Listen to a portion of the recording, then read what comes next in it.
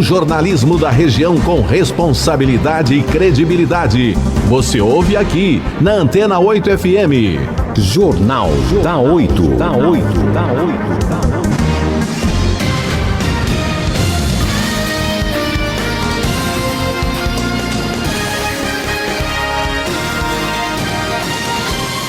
Estamos de volta aqui na Antena 8, 9 horas e 1 minuto, 9 e 1. Vamos conversar aqui com o psicólogo Fred Figner, que inclusive fala com a gente sobre o desenvolvimento profissional, né? Como que as pessoas muitas das vezes têm aí a sua timidez, né? São tímidas, né? E como que essas pessoas conseguem entrar no mercado de trabalho?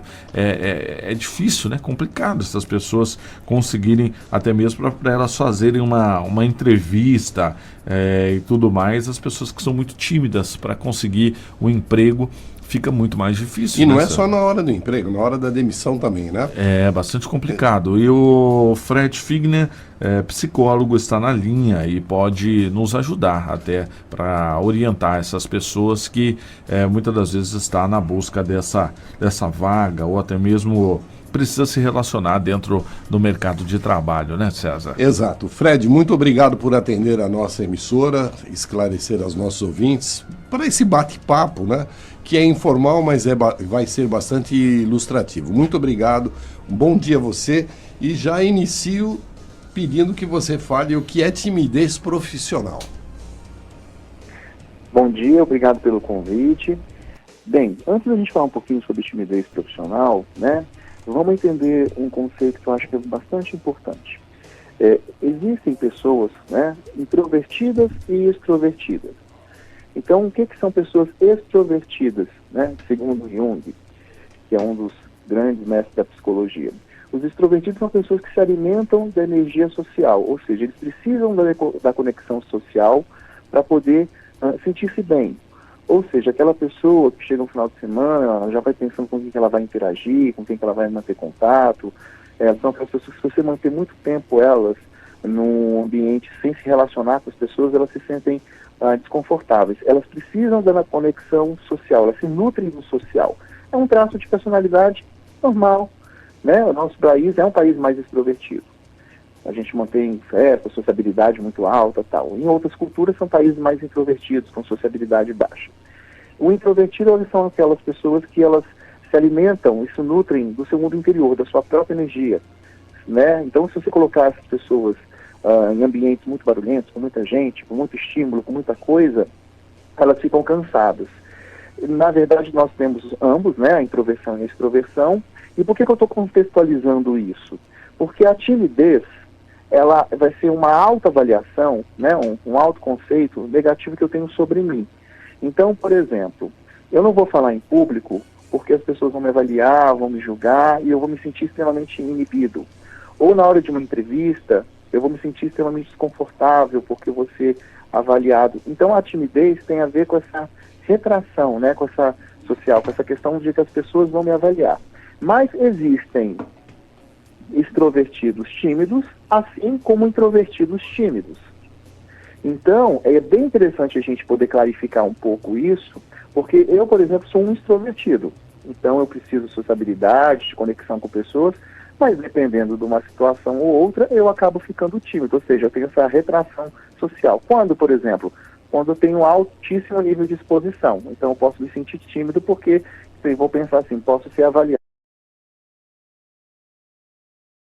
E levando para um contexto de entrevista profissional, né, pensando um pouquinho mais se você é mais introvertido ou extrovertido, entender que independente da sua sociabilidade ser alta ou não, num determinado momento você pode apresentar a timidez, que é justamente essa avaliação que você faz, que as pessoas vão olhar para uma perspectiva negativa sobre você, ou seja, vão te avaliar de forma negativa.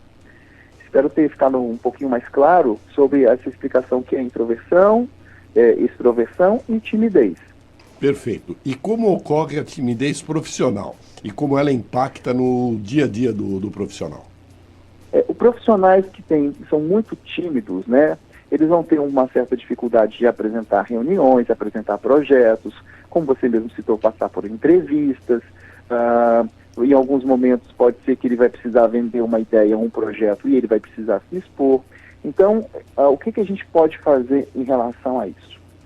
Quando os casos de timidez são bem altos, né, a psicoterapia pode ajudar, para ele ir trabalhando e treinando, né, essas questões, para poder ir trabalhando, inclusive, a autoestima, o autoconceito. Em outros aspectos, se você sente uma timidez, vamos colocar assim, no âmbito profissional, você também pode fazer um curso de oratória, você também pode ler livros que possam te estimular a se posicionar melhor, ser mais influente, ser mais comunicativo. A gente tem que lembrar que a todo momento a gente está vendendo um produto, ou uma ideia, ou um conceito, ou uma abordagem, ou um projeto. Então, a gente vai utilizar sempre de comunicação verbal e, claro, em alguns momentos, logicamente, escrita, mas que em algum nível da nossa carreira a gente vai precisar se posicionar e vai precisar com que as pessoas concordem com a gente para a gente alcançar um próximo nível ou entregar um projeto. Então, é sempre bom o autoconhecimento, inclusive, de o quanto a sua timidez ou a sua dificuldade de expressão está te impactando. E criar um plano de ação para isso, que é buscar recursos, né, com ajuda profissional, ou às vezes com curso ou leitura, que possam te desenvolver para isso. Você acredita que a experiência do dia a dia também pode ajudar na solução do problema? Com certeza. A gente pega um profissional mais novo, né? Eu trabalho psicólogo clínico organizacional, então eu trabalho tanto com a terapia quanto com as empresas. Você percebe que ao longo da carreira a pessoa vai desenvolvendo aquele repertório, vai desenvolvendo as suas habilidades de comunicação, vai desenvolvendo as suas habilidades de lidar com pressão, com resiliência. É um processo, né? Tem uma frase que eu gosto muito, não me recordo o autor, que mudança não é um evento, é um processo. O importante é a gente entender que, dependendo da atividade profissional, você vai ter aí um nível de comunicação, de expressão e de autoexposição mais baixo. Mas em algum momento você vai precisar se expressar e se posicionar. Então tudo a gente tem que ver, tem que perceber que cargo que eu estou, que empresa que eu estou, que cultura que eu estou, o que o meu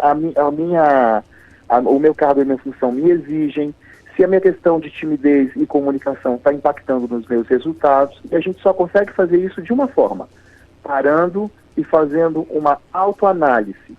E se a gente tem dificuldade, a gente pode pedir feedback para um colega, para um chefe, para um amigo. A gente pode gravar as nossas apresentações, depois a gente pode rever essas apresentações, e também ajuda profissional. Falar no espelho ajuda? Sozinho? Falar no espelho, é isso? Exato. Você treinar a sua fala no espelho, sozinho, você sozinho.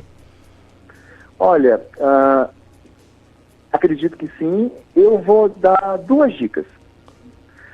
Atualmente, as pessoas estão sendo contratadas, né, muito por entrevistas online, ou se não, o que a gente chama de vídeo currículo.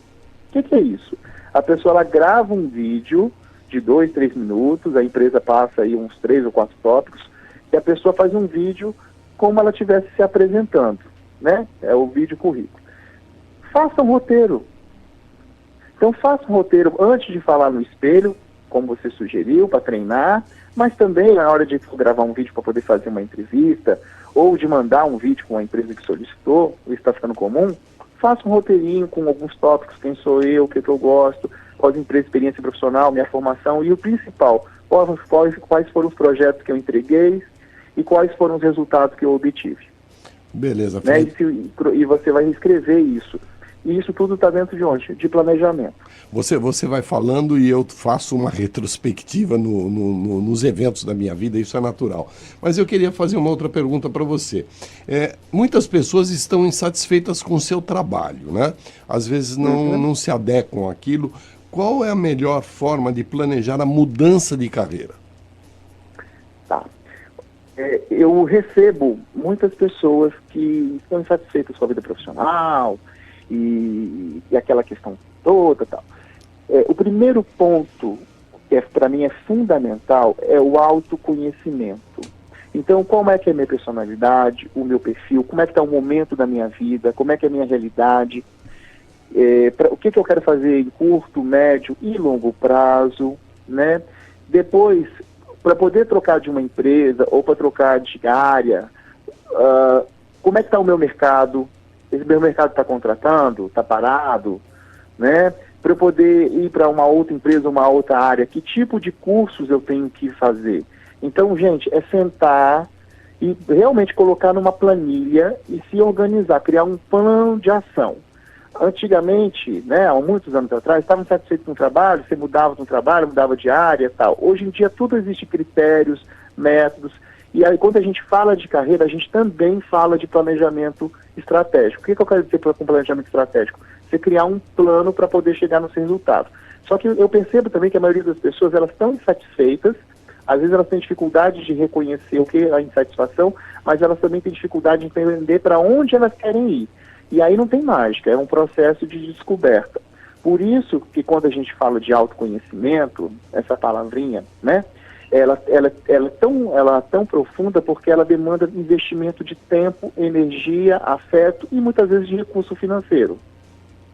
Então, fazendo um resumo para poder te responder, para você criar literalmente um plano de mudança. Eu já tive experiências de pessoas que tinham certeza que quiseram mudar de emprego, e quando a gente fez uma avaliação mais profunda, depois elas perceberam o preço que elas iriam pagar para trocar de empresa e tudo mais, e ela falou, realmente, deixa eu ficar por aqui, né, com essa empresa, porque o preço que eu vou ter que pagar para transitar vai ser alto. Então, nesse caso, a pessoa, ela acabou fazendo atividades que ela queria, que ela gostava, num outro universo. Ela foi fazer um trabalho voluntário para poder expressar uma parte dela que ela queria colocar em movimento. Perfeito. Deixa eu não sei se vai bem na sua área de atuação, mas você não acredita que fazer o que você gosta é o primeiro passo para que você tenha um sucesso na vida profissional? Fazer o que a gente gosta impacta diretamente no nosso bem-estar e na nossa felicidade, né? Então, é muito importante fazer o que a gente gosta. Perfeito. Só que, muitas das vezes, a gente acaba seguindo um caminho um pouco distante daquilo que a gente realmente gosta de fazer. Então, eu acredito que a gente criando um plano, né, e entendendo que fazer o que gosta, se você não está fazendo o que gosta nesse exato momento, você começar a criar uma estratégia para poder chegar aí nessa profissão, nessa atividade. Muitas vezes a pessoa, olha só que interessante, eu conheço uma pessoa que ela tinha feito direito, e aí a paixão dela era trabalhar com plantas, era trabalhar com paisagismo. Então o que ela fez? Ela juntou dinheiro, fez um curso, foi trabalhando paralelamente até conseguir transitar do direito para poder trabalhar. Ela falava comigo, olha, eu ganhava mais com o direito, mas hoje eu sou extremamente feliz trabalhando com plantas, que é que eu amo fazer. Mas o que ela fez? Ela fez um plano, ela se planejou, ela transitou. Quando a gente está falando de pandemia, a gente está falando de uma série de oportunidades profissionais que estão deixando de existir, outros mercados estão aquecidos, mas é importante que algumas pessoas podem se dar o direito de jogar tudo para cima e começarem, e tem um caixa para fazer isso, mas outras precisam ter um plano. Então a gente tem que, autoconhecimento é isso também, entender a minha realidade e para mudar de área ou de profissão, eu ver os recursos que eu tenho para fazer isso. Eu não sei se ainda existe, mas eu me recordo que há muitos anos atrás era muito comum você fazer testes vocacionais, né? Eu não sei se isso ainda existe. E isso, se existe, isso pode ajudar no seu autoconhecimento e no planejamento de sua carreira? Perfeito. Eu faço o processo de orientação vocacional. Uma excelente pergunta. Adolescente, para escolher a faculdade, o curso, a gente fala orientação vocacional, profissional, enfim. Adulto, a gente geralmente fala coach de carreira. O processo de orientação vocacional, o adolescente ele não conhece muito a personalidade dele, ele ainda tem uma série de questões, ele está em formação ainda de alguns conceitos e tal. É um processo, com sessões de entrevistas, sessões de testes, e um dos testes é um teste focado em áreas de profissão. Então, eu fiz um teste de orientação vocacional, eu já sei que faculdade eu vou fazer. Desconfie. o correto é fazer um processo, e esse processo inclui sessões com ferramentas diversas. Os psicólogos, eles têm validação para aplicação de testes psicológicos, então outros profissionais, às vezes, não têm, né, essa validação. No meu site, inclusive, tem um e-book que você pode baixar gratuitamente, te dando várias dicas de orientação vocacional. Então, se você está com dificuldade de escolher sua faculdade, de repente esse e-book vai te ajudar, e ele não tem custo nenhum, é zero. Mas o adolescente, então, é um processo. E o adulto, a gente fala que é o coach de carreira ou mentoria profissional. Que aí você vai para um outro caminho, porque ele já tem um histórico aí de empresas que ele trabalhou, de cursos que ele fez. Então, são movimentos diferentes, com estratégias diferentes, mas sim, existe o processo de orientação vocacional. Qual o endereço que as pessoas podem acessar essas informações? O e-book está no www.fred, o Fred é com DY no final, então FREDY, Figner, que é o meu sobrenome, FIGNR.com.br. Lá tem o e-book de orientação vocacional e também uma roda de autocuidado para você fazer uma autoavaliação nesse momento de pandemia, como é que você está se cuidando, porque a gente vai entrar em um outro momento de bastante desafio, que é o lockdown também. Beleza, então aí tem duas ferramentas para te ajudar. Vamos repetir então o endereço? É www.fred com Y Figner.com.br. O Figner é alemão ou não? O Figner é alemão. Alemão. Não tem nada a ver com a entrevista, mas não dava para deixar de perguntar. Uma outra situação que é muito complicada para algumas pessoas é na hora de pedir a demissão, né? Como pedir demissão para o seu chefe, para o seu líder? Olha, eu sou uma pessoa, um profissional que eu entendo que tudo que a gente faz com sutileza e com portas abertas, independente da situação, eu acho que é mais assertivo. Porque ontem mesmo eu estava com uma profissional e ela me contou uma história que ela trabalhou numa empresa, saiu com as portas abertas, explicou o motivo e depois de 3 anos, ela acabou retornando para essa empresa. Ah, Fred, mas tem empresa que saiu e nunca mais volta. Tudo depende de cultura, gente. Cada empresa tem uma cultura, cada empresa tem uma política de recrutamento e seleção, cada empresa tem uma política de como funciona esse processo.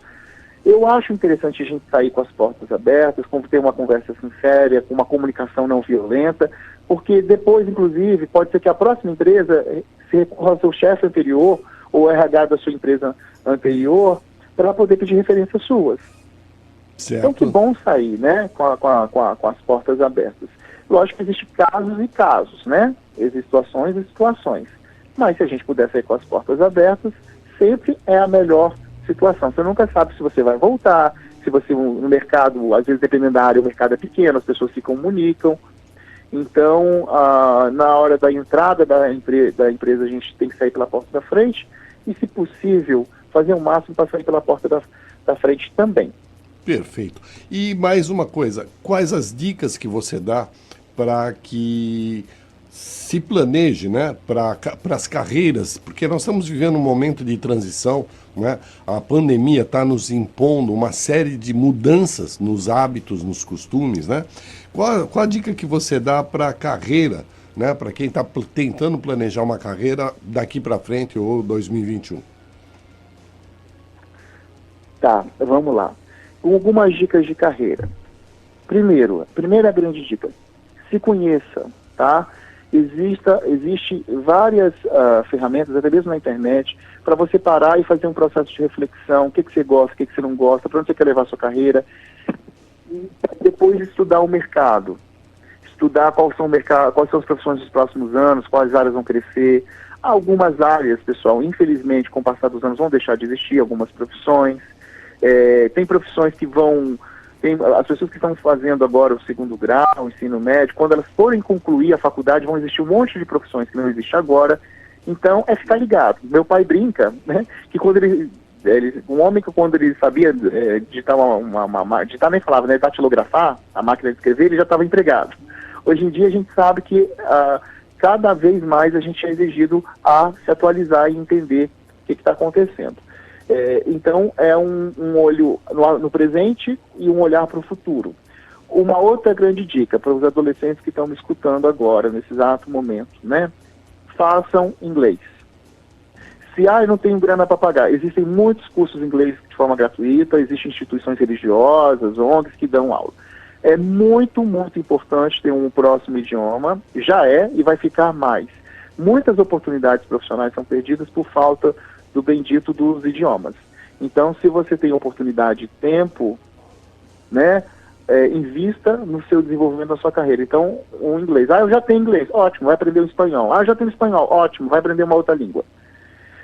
Porque a gente vai chegar num momento que cada vez mais as empresas vão estar fazendo parte de grupos, e cada vez mais a gente vai se conectar com pessoas de outros países.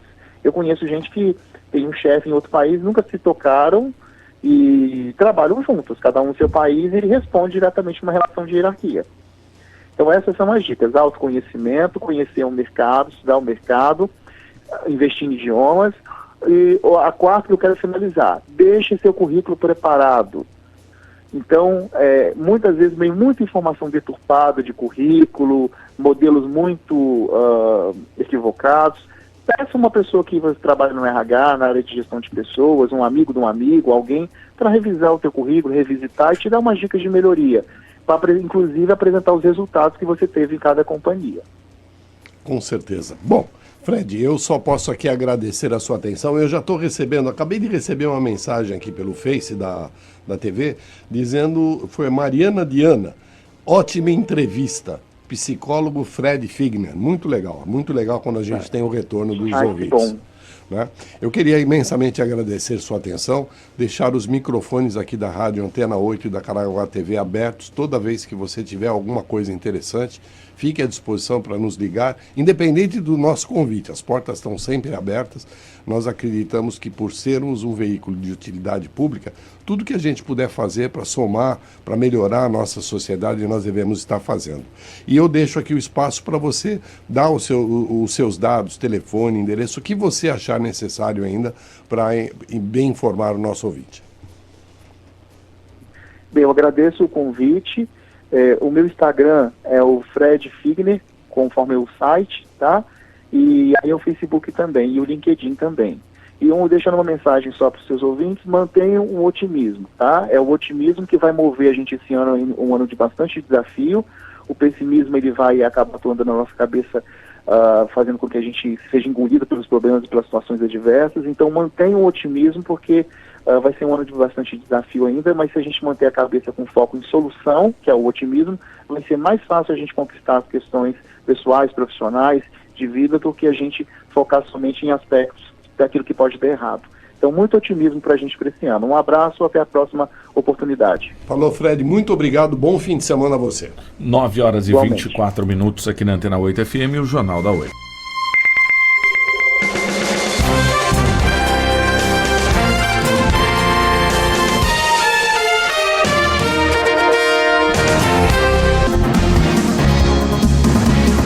O jornalismo da região com responsabilidade e credibilidade. Você ouve aqui na Antena 8 FM. Jornal da 8.